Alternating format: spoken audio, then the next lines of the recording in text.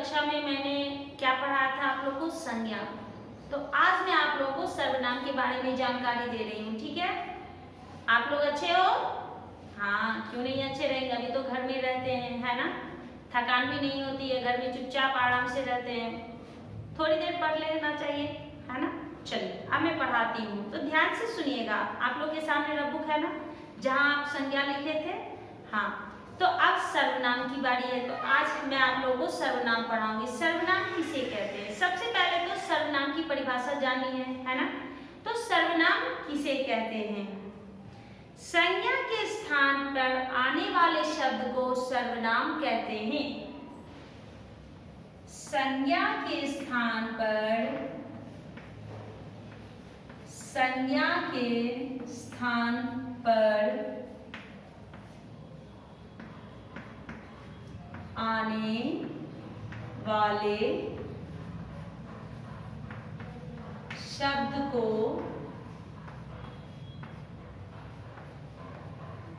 सर्वनाम कहते हैं।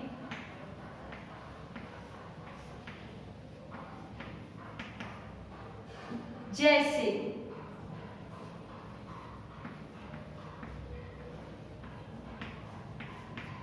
मैं, तुम,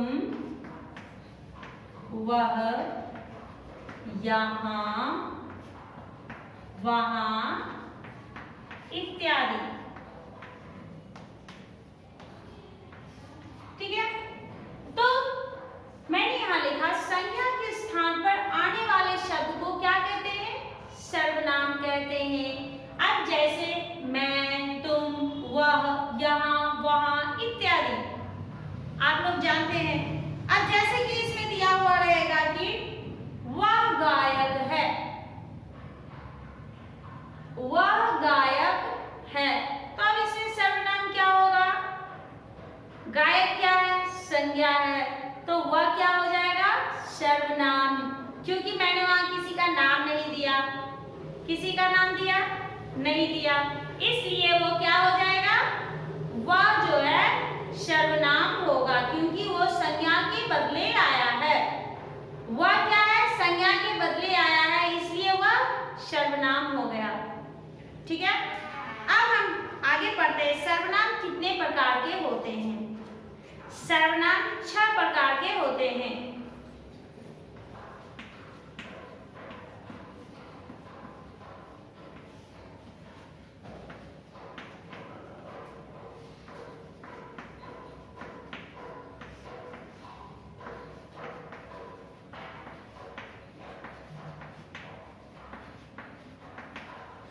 सर्वनाम कितने प्रकार के होते हैं? तो सर्वनाम जो है वो 6 प्रकार के होते हैं। सबसे पहला क्या है?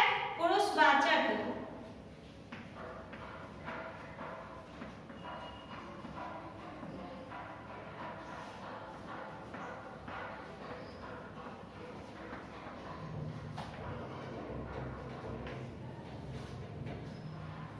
पुरुषवाचक के बाद क्या है? निश्चयवाचक।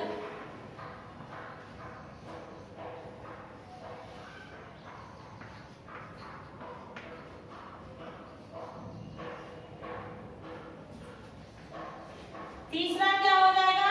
अनिश्चयवाचक।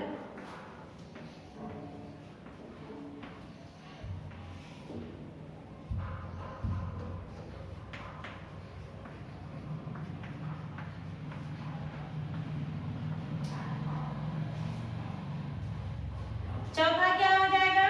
प्रश्नवाचक।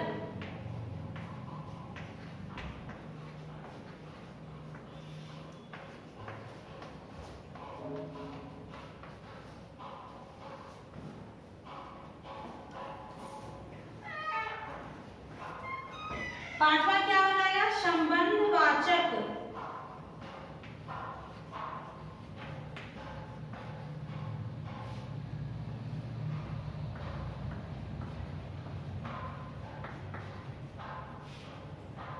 छठा क्या हो जाएगा? निजवाचक।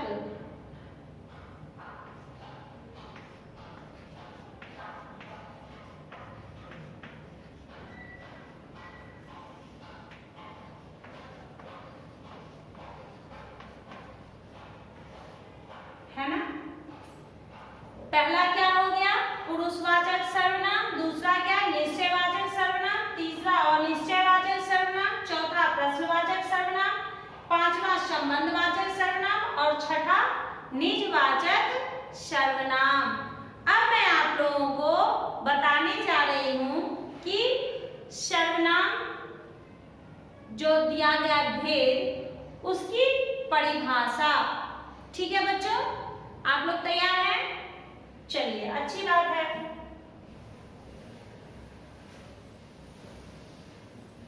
अब सबसे पहले है पुरुषवाचक सर्वनाम। सबसे पहले क्या है, पुरुषवाचक सर्वनाम।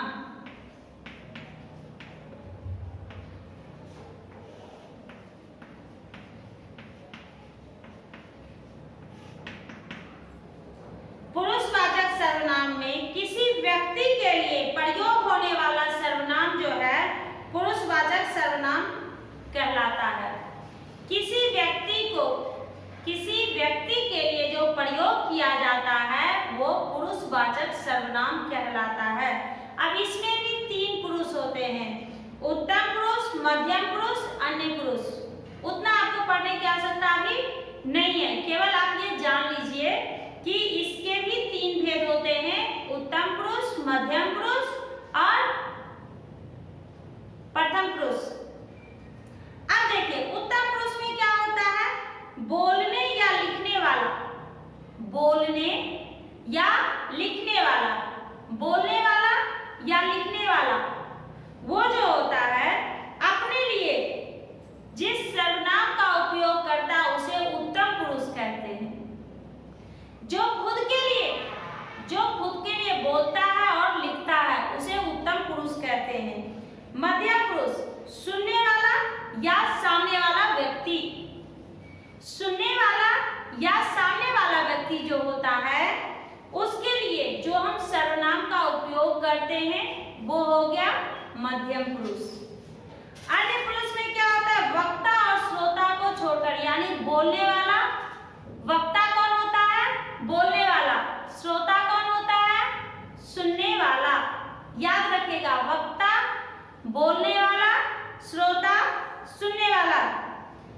इसको छोड़कर किसी अन्य व्यक्ति के बारे में जो सर्वनाम हम इस्तेमाल करते हैं उसे अन्य पुरुष कहते हैं। उसे क्या कहते हैं, अन्य पुरुष कहते हैं। अब जैसे कि यहाँ दिया हुआ है आपको, इसमें हम लोग लिख सकते हैं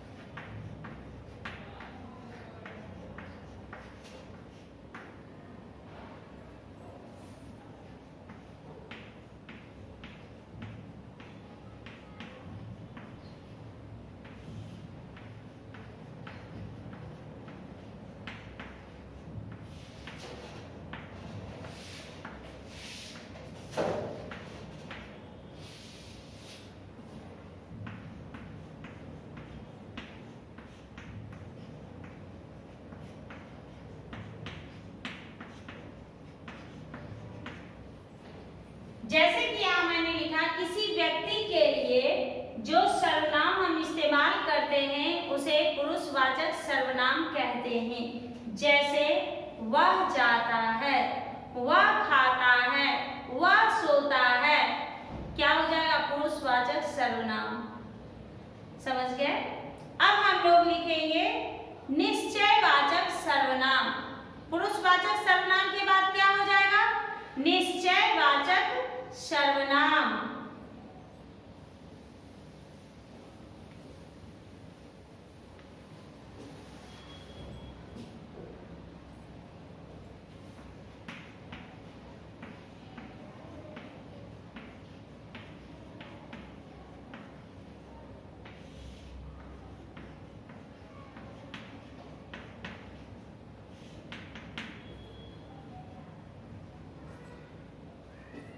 निश्चयवाचक सर्वनाम में होता है कि किसी भी निश्चित वस्तु या व्यक्ति की ओर जो संकेत करता है उसे निश्चयवाचक सर्वनाम कहते हैं। जो किसी व्यक्ति या वस्तु की ओर संकेत करता है यानी इशारा करता है।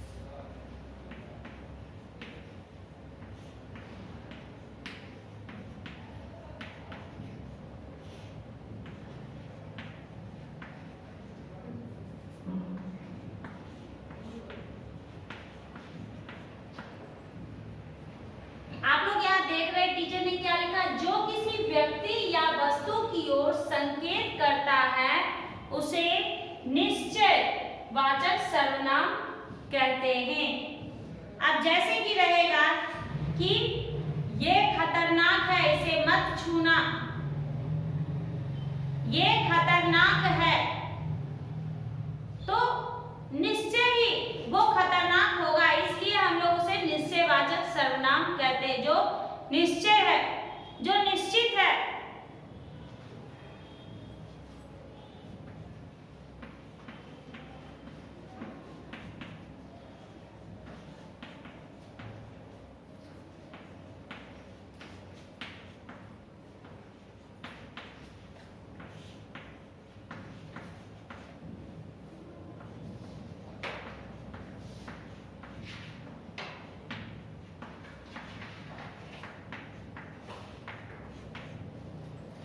ये निश्चित है इसलिए कह रहा है कि इसे तुम नहीं छूना, ये खतरनाक है। समझ गए? अब हम लोग पढ़ेंगे अनिश्चयवाचक सर्वनाम।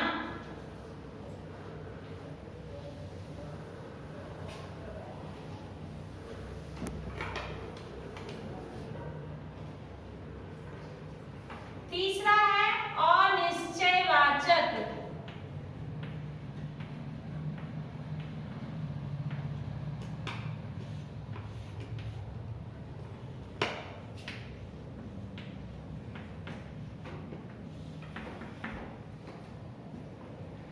अब इसमें कहते हैं कि जिस सर्वनाम से किसी वस्तु या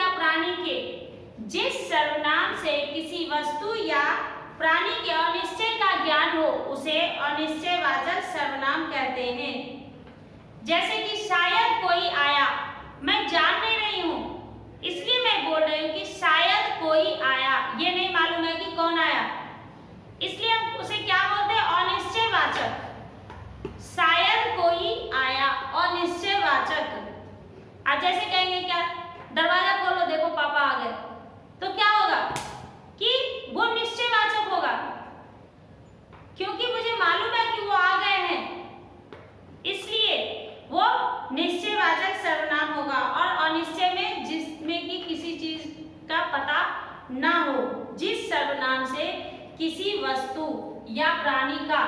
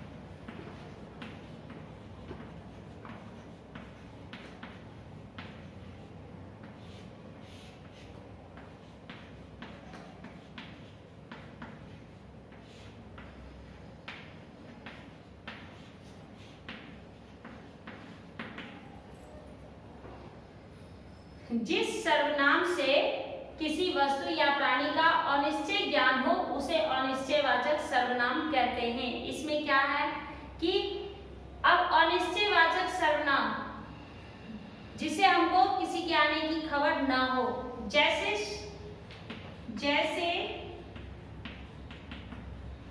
शायद कोई आया है। अब आगे है प्रश्नवाचक सर्वनाम। प्रश्नवाचक में क्या हो जाता है, प्रश्नों की जगह आए शब्द को प्रश्नवाचक सर्वनाम कहते हैं, जो कि क्वेश्चन मार्क लगा हुआ है। जैसे शादी में कौन जाएगा, खेलने कौन जाएगा, क्वेश्चन मार्क है। ये मालूम नहीं है कि कौन जाएगा कौन नहीं जाएगा, क्वेश्चन मार्क है, इसलिए वो क्या हो जाएगा, प्रश्नवाचक सर्वनाम।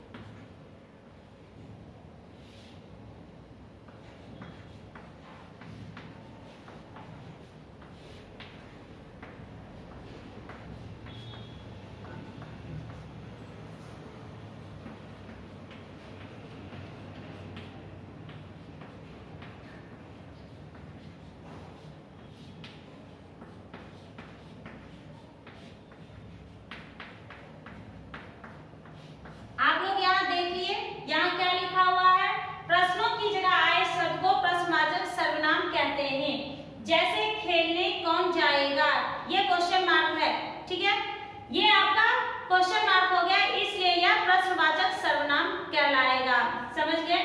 आप लोगों को तो लिखा हुआ है, इसलिए टीचर बोल रही है इस तरह से, ताकि आप लोग एक बार उसे दोहरा सके।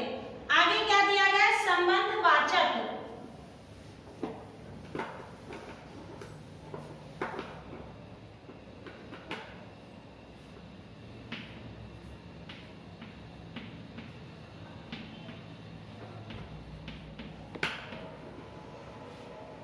संबंधवाचक सर्वनाम।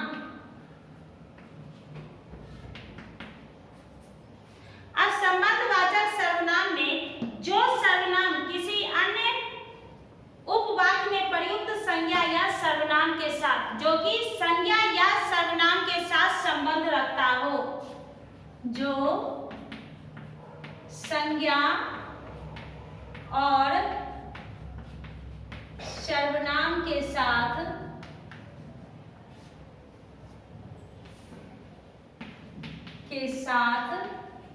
संबंध रखता हो,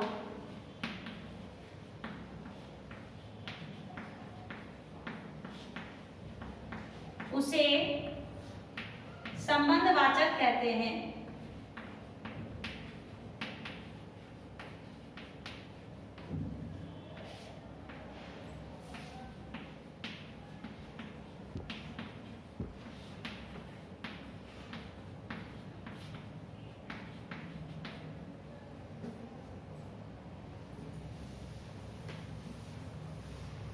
जैसे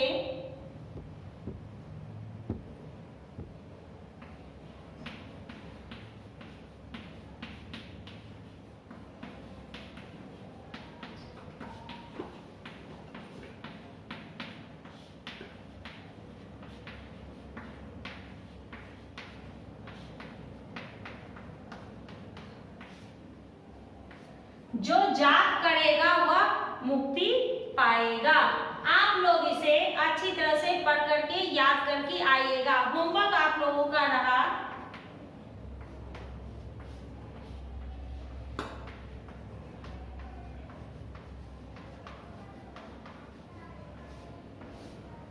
ठीक है, अगली कक्षा में जब हम लोग मिलेंगे तो एक बच गया निजवाचक सर्वनाम, वो मैं आप लोगों को बता दूंगी। ठीक है, धन्यवाद।